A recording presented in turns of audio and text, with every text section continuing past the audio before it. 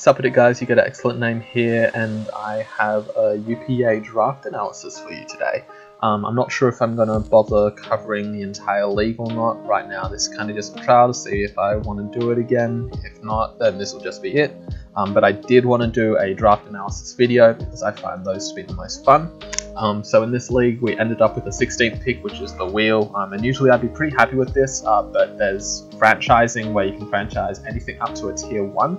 So there are a lot of tier 1s already taken, a lot of the top picks already off the board, so I was super worried that I wouldn't get anything like really all that strong. But in the end some really good stuff fell. I didn't end up getting that stuff. Stuff like Mega Latios P-Tran ended up falling, but I didn't get it because I left my plan for someone else. But anyway, going into it, first pick we ended up with the Latias regular form. This is just obviously super consistent Pokemon, very nice defensive stats, but also quite solid on the offense. It can definitely quite confidently run the Choice Scarf sets that regular Latios can do, Choice Specs even. The main thing that's going to set it apart from Latios is going to be its Calm Mind set and its ability to run Healing Wish. It can also do screens pretty well as well, but you're going to see later on that I don't really need that too much. But yeah, it also gets Reflect type, which is going to be a really nice niche for setting it apart. But yeah, it's just a really solid glue Pokemon to hold the team together. It offers a lot of support, a lot of good defensive options, as well as being a big threat on the offense. Second pick we ended up going with was the Togekiss. We did very well with this last season, getting 17 kills and like 6 deaths or something last season. So I decided I'd draft it again. It's just such a solid tier 2 fairy. I think it's the best tier 2 fairy in my opinion. Overall, it's just like has so many options. It's so bulky, very good mixed defenses, and it's just such a big threat on the offense as well. Nasty Plot is like one of the best wall breakers in the game because you just flinch them down so confidently, and then you can also just run the Scarf set and piss people off with just spamming air/, flinching everyone. No one likes facing Togekiss, which is why it's such a fun Pokemon to use. But yeah, you know, that's pretty basic, just some nice defensive cores here. But the third pick is actually the pick that we really wanted to build around here. It's the blacephalon, and this is just really fun Pokemon. Not super good in the draft league, just because it's like super one-dimensional in what it does. It just always does those big hits off. It has that spec set, Scarf set, Z set. It can also do some speed racing shenanigans if you decide to EV it to do so. But the main thing it's gonna really like have trouble with is all those like bulky dark type, the bulky normal types that can suit it. Those kinds of Pokemon can just kind of invalidate it, which means that it's going to be kind of tough to use in Draft League, just because a lot of people did end up getting one of those types of mons. But you know, if we can play around those fairly well, then we should be able to put in a lot of work. Should be able to get at least a kill every game, ideally, and potentially get some sweeps in there.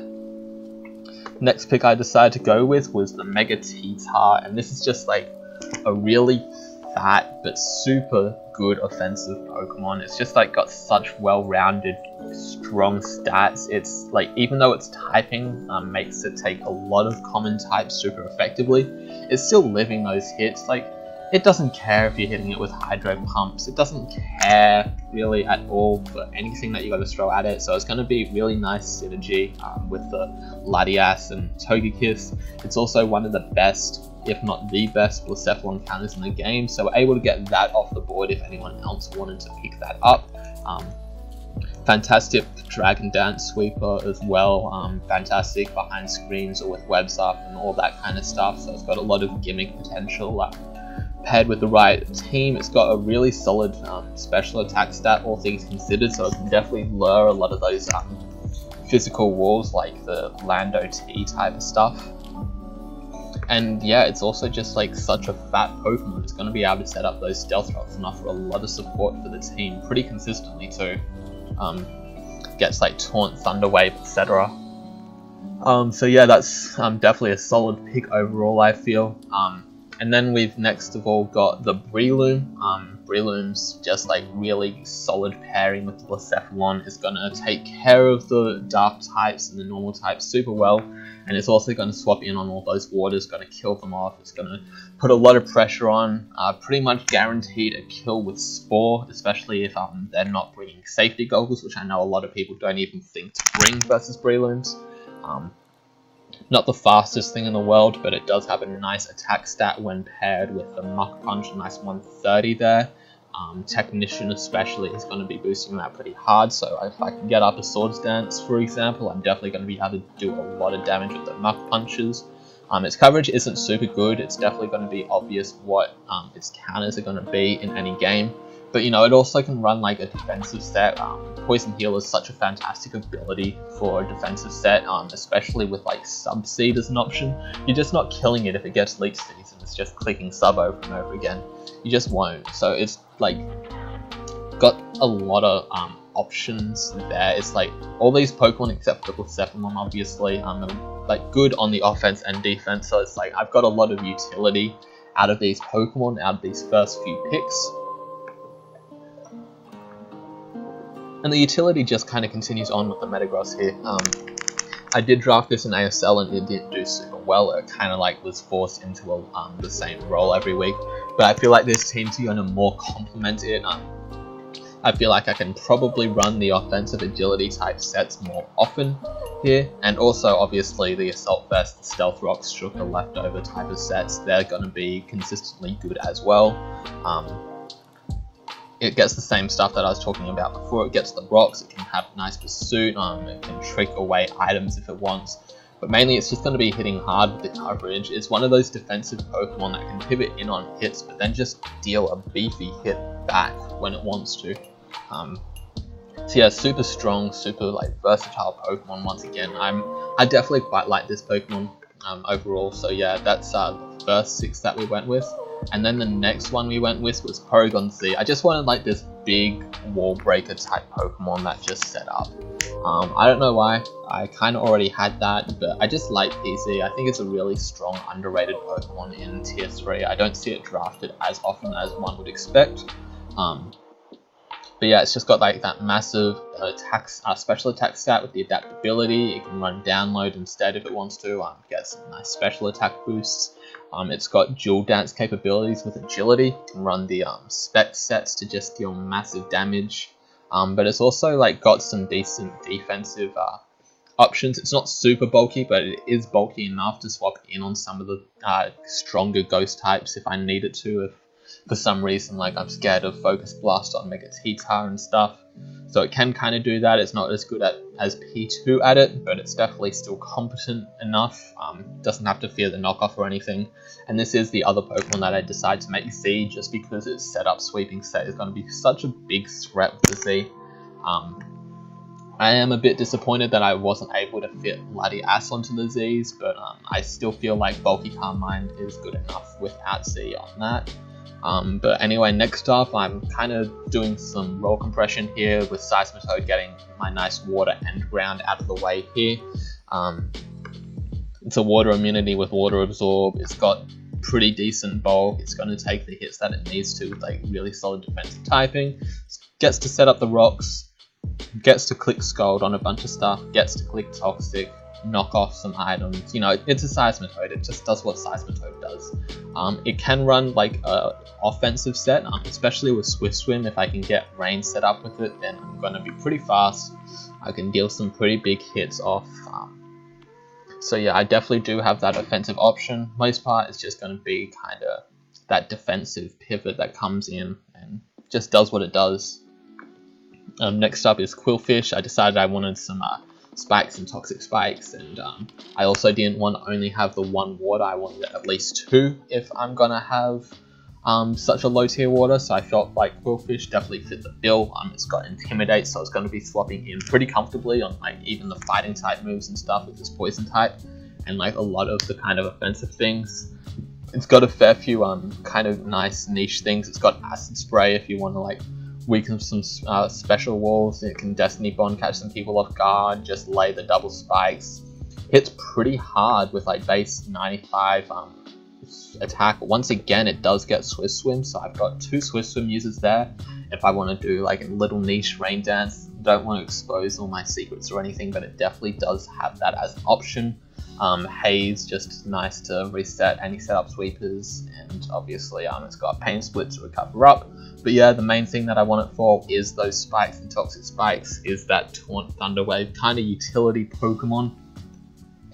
And then speaking of utility, we've got Electrode, probably screens, because that's probably what I'm going to bring every week. I'm not a huge fan of this in any other sense. It does have a really nice speed stat and a passable special attack stat.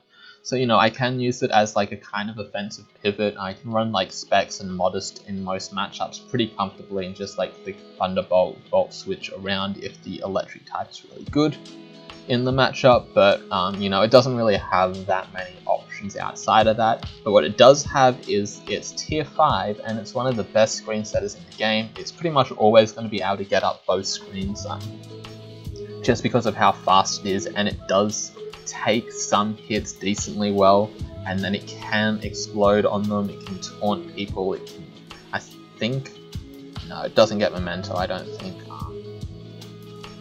But yeah, it's just there for screens pretty much. I doubt I'm going to do much else with this, but you know, it's a good screen setter, so like, can't really hate on it. And then we've got Volbeat. It's Illumination Studios because it's absolutely trash. But you know, it does have some nice options. It's got the Prankster ability over here, so that's always going to be super handy to have when it's got so much utility. It's got the Defog, it's got Encore, so I can use that to stop the setup sweepers. It's got Priority Roost, so that it can take some hits with some decent defensive stats, and you know, it can like take ground hits or whatever kind of well. It does get Light Screen, but it doesn't get Reflect, so it's not really going to be useful for that.